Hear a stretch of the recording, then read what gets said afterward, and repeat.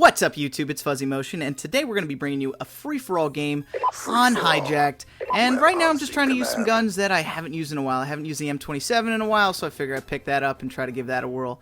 I do like the fact that it's death laser, and basically anywhere you put it, it'll stay there, and you don't need a grip for it, but it's weak as shit. That's kind of the trade-off, so you really do you got to make sure your shots count, and that's pretty much the caveat when it comes to this particular weapon. And when you're fighting against a sniper rifle, you better get 3 or 4 shots before they even know you're there, because otherwise you're just going to die. Now you're going to see this gameplay start off very slowly. I'm going to actually play pretty poorly in the beginning, and then I'm going to switch things up, move over to the PDW, and then all hell's going to break loose. But let's go ahead and talk about the last couple of days. Holy shit. Have you ever had a head gasket blow out on you in a car? How many of you drive? And if you drive, have you ever had your head gasket blow in your car? If not, let me explain to you what that's like, so at least you'll know when it happens. So let's say you're driving your car, and then all of a sudden your car decides to overheat. Interesting. Could be a number of different things. Well, let's pull up the hood and see if we can look through the possible causes of this anomaly, right? You check all your fluids. You check your oil, you check your antifreeze, you check your radiator to make sure it doesn't have any holes or pinholes or leaks, and then you check your radiator cap to make sure it's not corroded or disgusting and dirty. And then after all that, you still can't figure out why you're overheating. So you say, maybe it was just a freak thing. Maybe that's just the problem. You keep driving. Well, guess what? It overheats again, this time even worse than before. So you take it to a shop, and the shop says, cool, we'll do some diagnostics. We've got some magical beep boop beep machines, and we'll see what happens. And this guy gets jump shotted. Hold on just a second. I just want to, there's going to be something coming up pretty soon that I want to talk about. And then after they hook it up to all their machines, they realize it's not a heat sensor, so that means that the gauge is working. And, alright, I take care of this dude. Where is he? And this guy, I'm wondering if his name's the comedian after, the Watchmen. So this guy quickscopes me, right? Good for him. And then I spawn right in front of him! What? Why the fuck would the game put me right there? Threat-based system, my ass. And then I have no choice but to kill this dude, but I'm just looking for answers. Like, what the fuck just happened? It's cool, alright, fine, I get quickscope. But don't put me right in front of the guy again. He literally was looking in that direction and watched me spawn. He had to have watched me spawn. I didn't watch the kill cam, but he had to have watched me spawn. There's no way he didn't. He quickscoped me in that direction, and then I just pop up right in front of him again. He's like, oh boy, I can't wait to chamber this next round. Unfucking real. So back to my car story.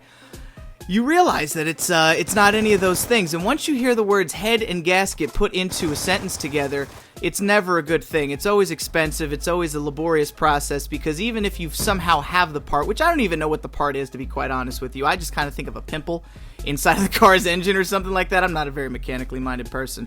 I've spent a lot of time focusing on other mechanics, like computers and education and math and all sorts of other things. I've never really put much thought into how a car works, just because it takes a lot of time, and I've focused my time in other endeavors. But I always think of a head gasket as kind of like a pimple, or like a little head inside of your engine, and it's blown off, like somebody took a shotgun to it and just blew it up. Well, apparently your head gasket is where all the oil pressure goes through, or something of that nature. I could be wrong. Please correct me in the comments if that's the case.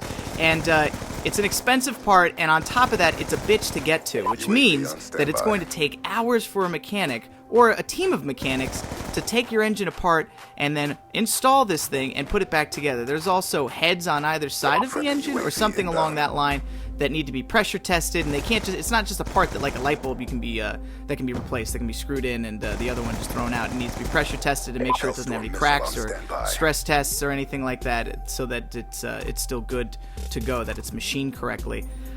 I mean, what a process for all of this crap. So basically, the guy calls me back and tells me that my head gasket and or head have been blown in the car.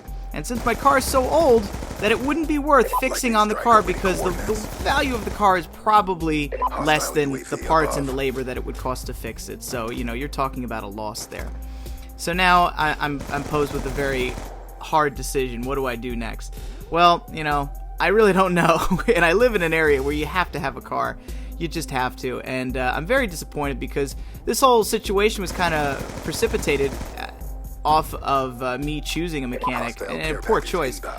He was family, or at least I thought he was, but this is why you got to keep your circle of friends and your circle of family very tight and know exactly who it is you're trusting with things. You know, when you're trusting your money, when you're trusting your vehicles, your job, your home, your significant others with anybody else, you have to make sure, and you have to know 100% that this person is not going to screw you over in the least bit. And I didn't know that 100%. You know, I kind of took it on face value since you know, this dude's dating my aunt, that everything would be okay, and that my aunt would at least, you know, help me out in that respect of not letting this guy turn my car into a mangled mess. But that's actually what happened, and it's very disappointing.